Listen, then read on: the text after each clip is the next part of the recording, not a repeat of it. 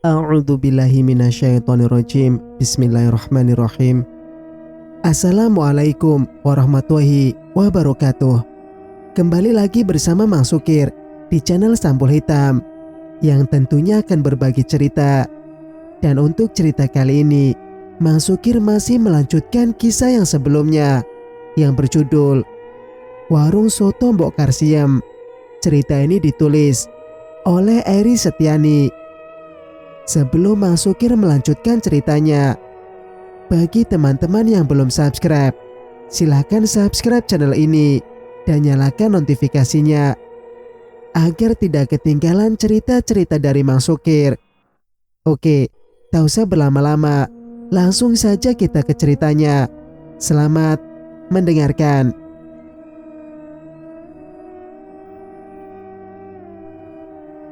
Dasar anak kurang ajar, berani-beraninya kamu menampar orang tua, bentak Lastri. Tamparan itu memang pantas kamu dapatkan, Bu Lastri, balas Murni. Untung putriku Asna tidak sepertimu yang urakan dan jahat. Pantas saja orang-orang lebih menyukai putriku yang hangat dan bersahabat. Sedangkan kamu Murni, lihat dirimu. Lastri menghentikan ucapannya. Ia memandang Murni remeh. Murni melempar pecahan botol kaca kepada Lastri. Ibu dari Asna dan Aska itu mengernyit. Pecahan botol kaca itu melukai pelipisnya. Perih dan sakit ia rasakan. Lastri tidak peduli. Sejak dikurung Mbok Karsiem, ia selalu disiksa dan disakiti. Mungkin saja nasibnya akan berakhir seperti tumpukan mayat yang tinggal kerangkanya saja. Tutup mulutmu, Bu Lastri, atau aku akan menghabisimu sekarang juga, ancam Murni.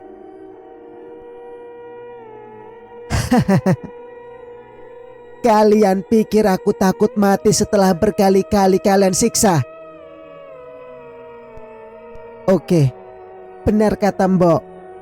Kamu tidak akan mendapatkan kematian yang mudah, Bu Lastri. Nikmati saja siksaan dari kami sampai waktunya berakhir. Murni menendang Lastri sampai ia jatuh tercengkang. Ia lalu keluar kamar dan meninggalkan Lastri sendiri. Keadaan Lastri sangat menyedihkan. Rambut acak-acakan, wajah penuh memar, bekas darah mengering di kaki, leher membiru bekas cekikan dan goresan bekas kuku di pipi. Ibu dari Asna dan Aska itu tidak menyangka jika ia akan berada dalam keadaan seperti ini. Ia pikir Mbok Karsiem hanya menggunakan penglaris. Ternyata apa yang diperbuat Mbok Karsiem lebih jauh dari itu.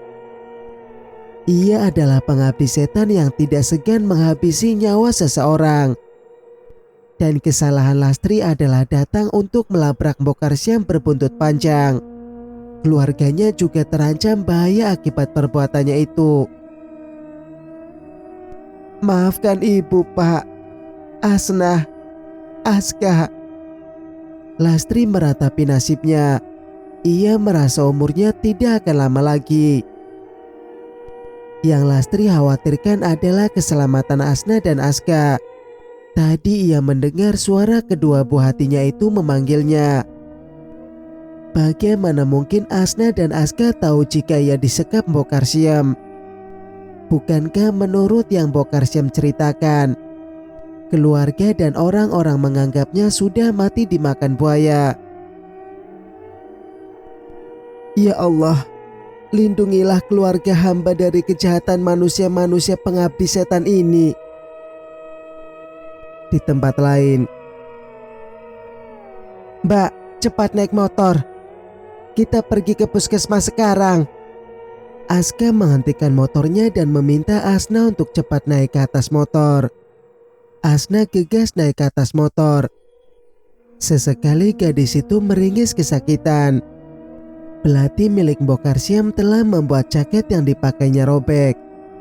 dan menggores lengan Asna hingga terdapat luka menganga dengan kulit dan daging sedikit terkoyak. Sakit sekali rasanya. Aska melihat kakaknya dari kaca spion meringis menahan rasa sakit. "Sabar ya Mbak, sebentar lagi juga sampai," tukas Aska. Pemuda itu mempercepat laju motornya. Ia ingin segera sampai. Asna hanya mengangguk. Ia tidak menjawab pertanyaan Aska.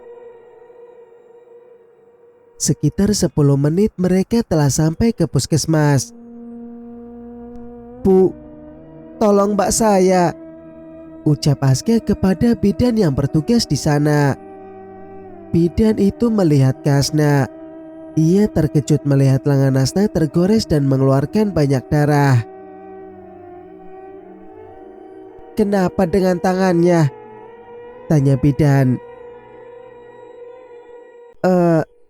Jatuh tadi Bu Bidan," Asna asal menjawab. "Ayo ikut saya." Bidan itu masuk ke dalam satu ruangan. Asna dan Aska membuntuti bidan itu. Mereka kini berada dalam ruangan yang serba putih. "Berbaringlah di sana." Bidan itu menunjukkan tempat tidur. Asna mengikuti instruksi bidan. Ia membaringkan tubuhnya di tempat tidur. Sementara itu bidan mengambil peralatan untuk mengobati luka Asna. Disobeknya lengan jaket Asna menggunakan gunting. Bidan itu lalu membersihkan darah dan luka di lengan Asna dengan alkohol. Lalu menempelkan kain kasa ke atas lukanya yang kemudian diperban. "Sudah selesai. Saya akan beri obat pereda nyeri dan antibiotik. Nanti setelah sampai rumah obatnya diminum."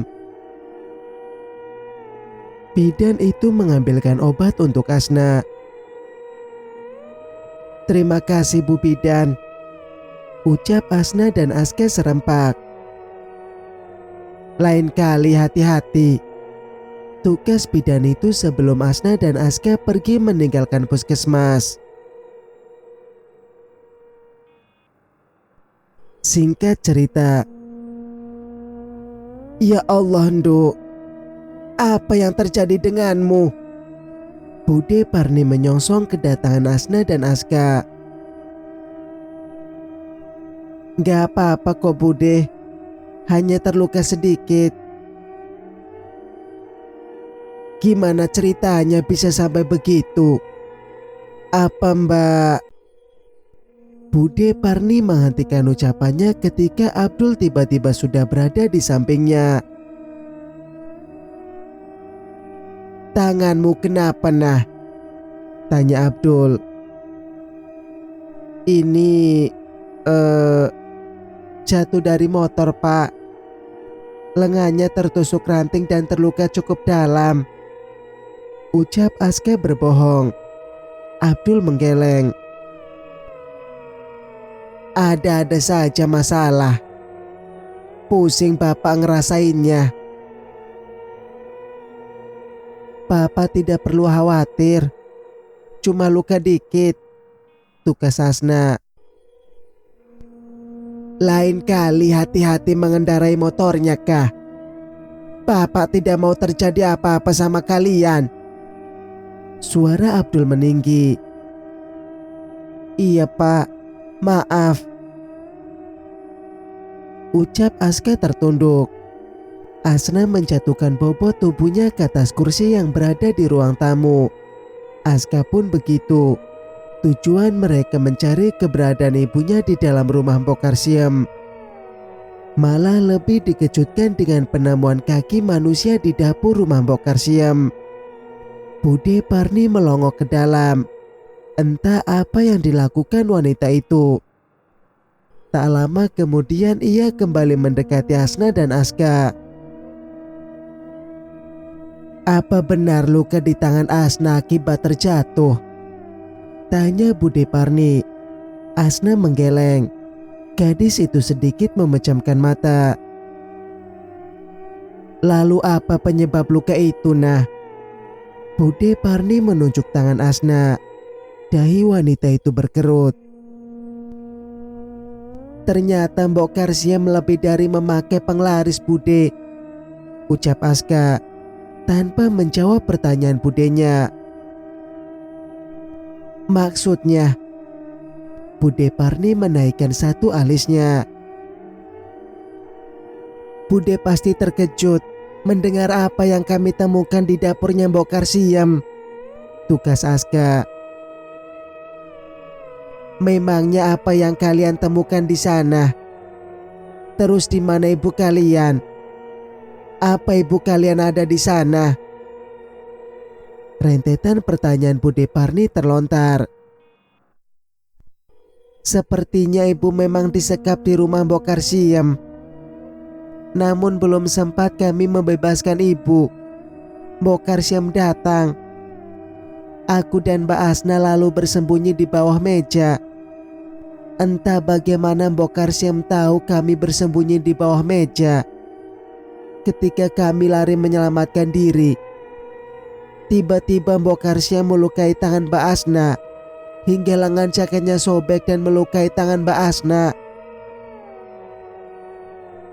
Yang lebih parah lagi, kami menemukan potongan kaki manusia di dapurnya Mbok Karsiam, Bude, timpal Asna. Apa? Mata Bude Parni membulat sempurna mendengar perkataan Asna. Iya, Bude. Ternyata Mbok Karsiam seorang psikopat. Aku khawatir memikirkan nasib ibu. Mata Asna menghangat. Mungkin ibu ada di kamar yang tadi, Mbak, tugas Aska. Aku rasa juga begitu. Kita harus cepat menyelamatkan ibu, Kak, sebelum terjadi apa-apa kepada ibu. Asna meninju telapak tangannya sendiri. Apa? Jadi kalian berdua dari rumah Mbok Karsiam? Tanya Abdul lantang. Pria itu berkacak pinggang menatap tajam Asna dan Aska. Maaf, Pak. Aku dan Mbak Asna ingin membuktikan langsung ucapan Mbah Broto, jawab Aska. Kalian tahu apa yang telah kalian lakukan itu telah menggagalkan upaya Mbah Broto membebaskan ibu kalian. Dan itu juga membahayakan diri kalian sendiri, ucap Abdul tegas. Mbah Broto lagi. Sampai kapan Bapak hanya mendengarkan ucapan Mbah Broto? Dia itu hanya manusia biasa, Pak, bukan Tuhan. Aska tersulut emosi. Diam kamu, Kah? Mbah Broto tahu segalanya, bentak Abdul. Bude Parni memijit kepalanya melihat pertengkaran bapak dan anak itu. Pusing aku lihat kalian ribut. Maaf, Bude, tapi bapak sudah keterlaluan. Aku dan Mbak Asna ingin menyelamatkan ibu saja tidak boleh, ucap Aska. Benar apa kata Aska, Dul? Kamu jangan terlalu mempercayai Mbah Broto sampai segitunya. Bude Parni membela Aska. Mbah Broto sudah berjasa besar dalam hidupku, Mbak. Dia yang menyelamatkan usahaku dari kebangkrutan. Menyelamatkan dari kebangkrutan dari mananya, Dul? Bude Parni menaikkan satu alisnya. Mbah Broto menyelamatkanku dari orang yang akan menipuku. Kalau tidak ada Mbah Broto, aku sudah kehilangan banyak uang, jelas Abdul. Tapi ini menyangkut keselamatan ibu, Pak. Aku melihat dengan kepalaku sendiri apa isi rumah Mbok Karsiam. Dia seorang psikopat. Aku tidak mau lagi menunggu Mbah Broto, Pak, ucap Aska berapi-api. Tidak pernah sebelumnya Aska bicara seperti itu kepada bapaknya. Malam itu setelah acara tahlilan, Asna dan Aska nekat pergi ke rumah Mbok Karsiem. Mereka tidak peduli dengan kemarahan Abdul. Yang terpenting bagi mereka adalah keselamatan ibunya. Sesampainya di tempat Mbok Karsiem, warung sotonya sudah tutup. Rumah Mbok Karsiem gelap. Mungkin Mbok Karsiem dan Murni sudah tidur. Dengan berjalan mengendap-endap Pak pencuri, kedua kakak beradik itu mendekati rumah Mbok Karsiem. "Kita masuk dari manakah?" tanya Asna. Aska mencari cara supaya bisa masuk ke dalam rumah. Aska mengambil sesuatu dari kantong jaketnya. Ia lalu mencongkel jendela dan akhirnya bisa terbuka. Asna dan Aska masuk ke dalam rumah Mbok Karsiem melalui jendela. Rumah Mbok Karsiem gelap. Hanya ada seberkas cahaya dan sepertinya itu dari belakang. Asna dan Aska berjalan mendekati pintu, di mana kemungkinan ibu mereka disekap. "Mbak, sepertinya Mbok Karsiem ada di dapur. Kamu awasi dia, Mbak. Sementara aku akan membuka pintu ini," tunjuk Aska. Asna mengangguk. Ia berjalan ke dapur. Di dapur ada Mbok Karsiem dan Murni. Asna membekap mulutnya melihat apa yang Mbok Karsiem dan Murni lakukan. Air mata mengalir dari kedua netra Asna melihat apa yang dilakukan ibu dan anak itu. Apa yang dilakukan Mbok Karsiem dan Murni sangat kejam. Mereka berdua sedang memotong-motong kaki dan tangan manusia. Sepertinya apa yang mereka potong-potong itu adalah mayat orang yang baru meninggal. Masih banyak darah segar di potongan kaki dan tangan itu. Ubun-ubun Asna serasa disambar petir. Ia teringat akan ibunya yang belum ditemukan di rumah Mbok Karsiem. "Ya Allah, semoga itu bukan ibu," ucap Asna dalam hati. "Mbak." Sebuah tepukan dari Aska sontak membuat Asna terperanjat. "Ada apakah?" ucapnya lirih. "Ibu gak ada di ruangan itu," jawabnya pelan. Mendengar ucapan Aska, tubuh Asna lemas seketika. Tubuhnya serasa tidak memiliki tulang. Apa yang dilihatnya dan apa yang dikatakan Aska membuat ia berpikiran yang tidak-tidak tentang ibunya. "Kamu kenapa, Mbak?" Lidah Asna keluh. Ia tidak bisa menjawab pertanyaan Aska. Tubuh gadis itu merosot ke lantai. Ia menunjuk ke arah dapur.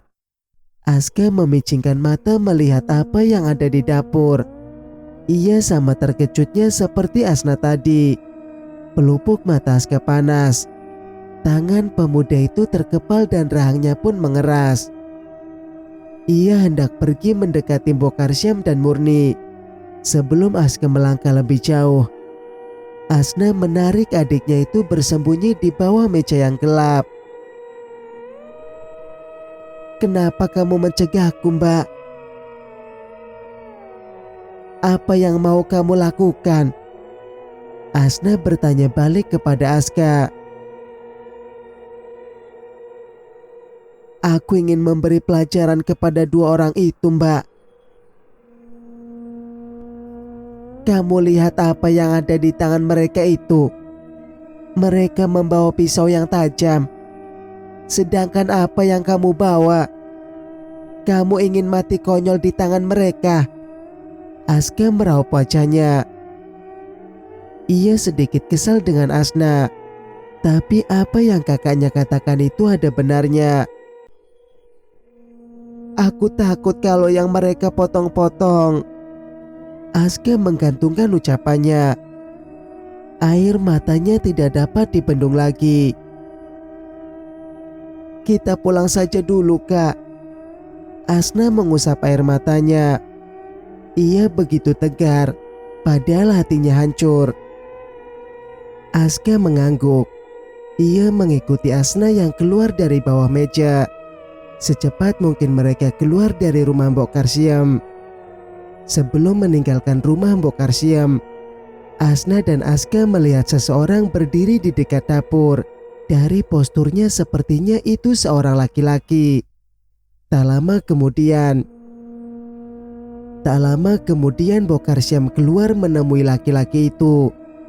Dalam hati Asna, ia penasaran dengan laki-laki tersebut. Ingin rasanya ia mendekati Mbok Karsiem dan laki-laki itu. Namun mengingat kondisi Aska yang sangat terpukul, Asna tidak jadi mendekati kedua orang itu untuk menguping pembicaraan mereka. Asna menggenggam tangan adiknya itu.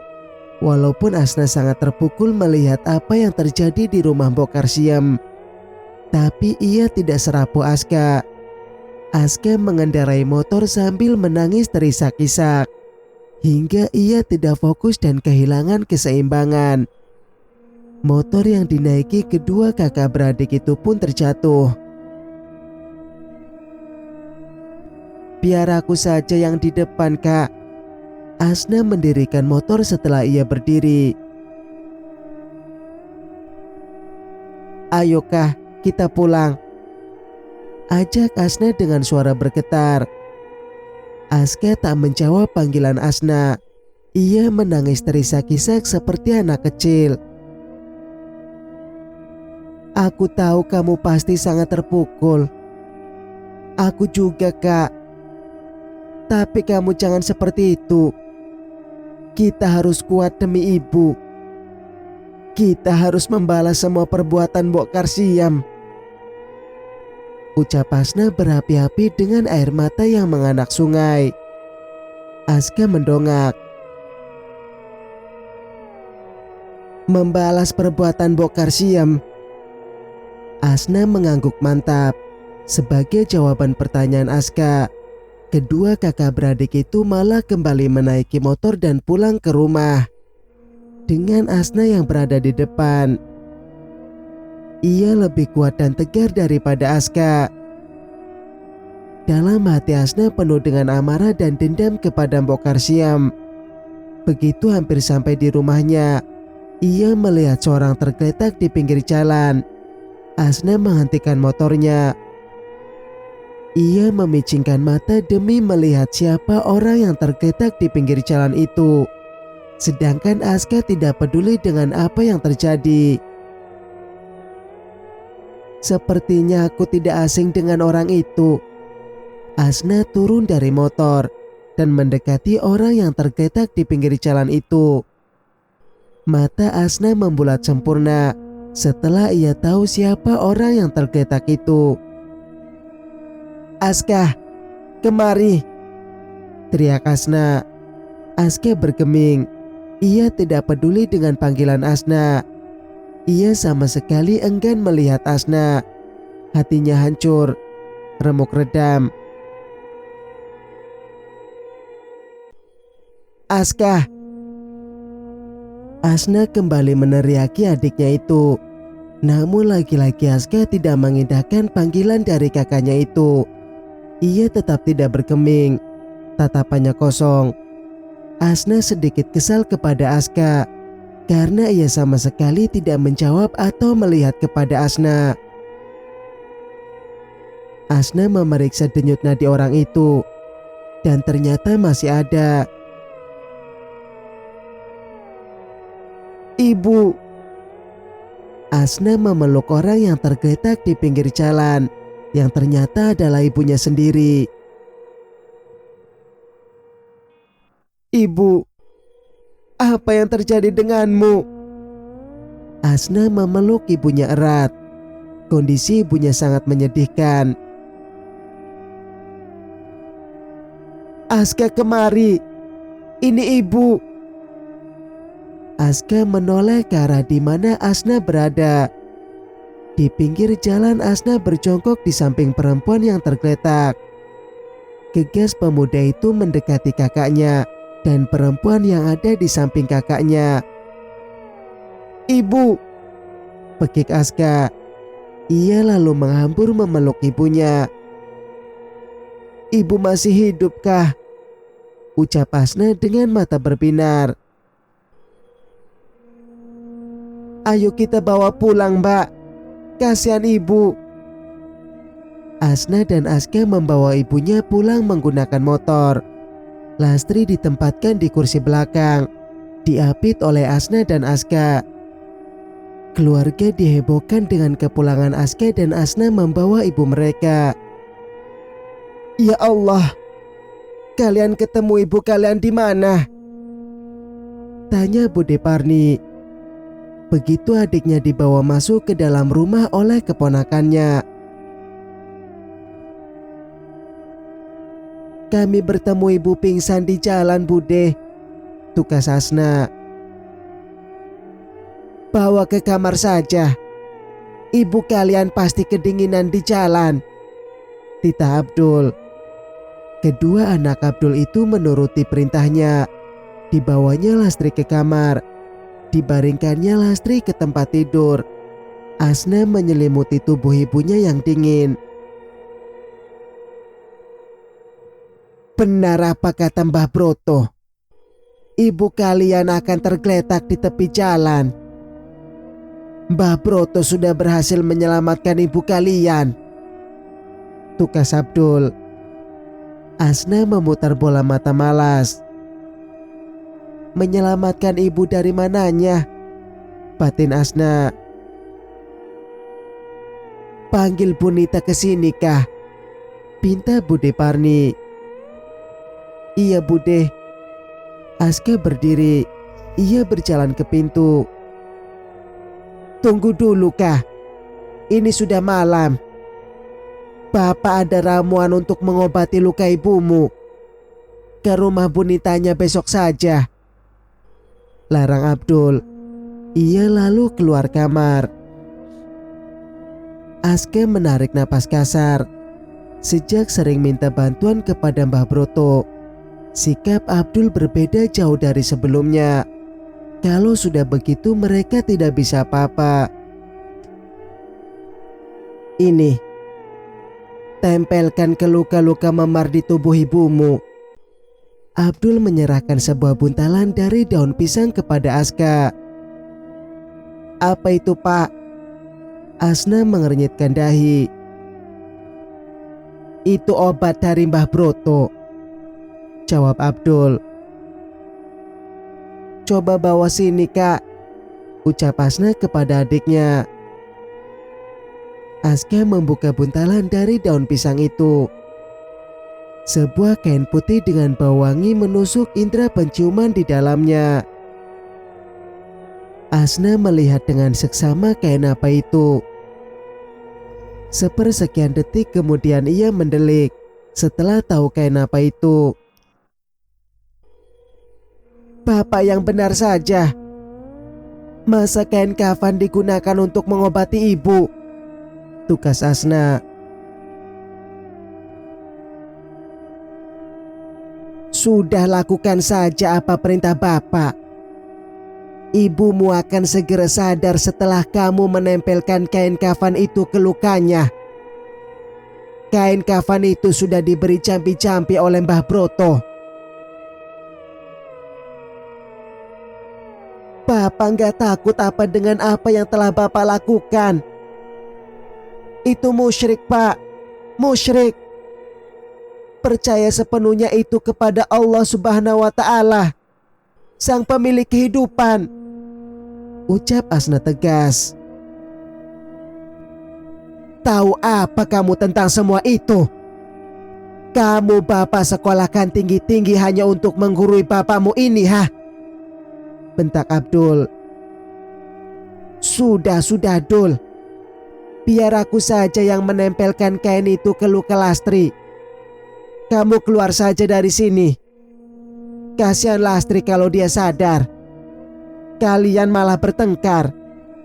Bude Parni menasihati Abdul. Baik Mbak, aku percayakan Lastri kepadamu Mbak. Abdul lalu pergi meninggalkan kamar.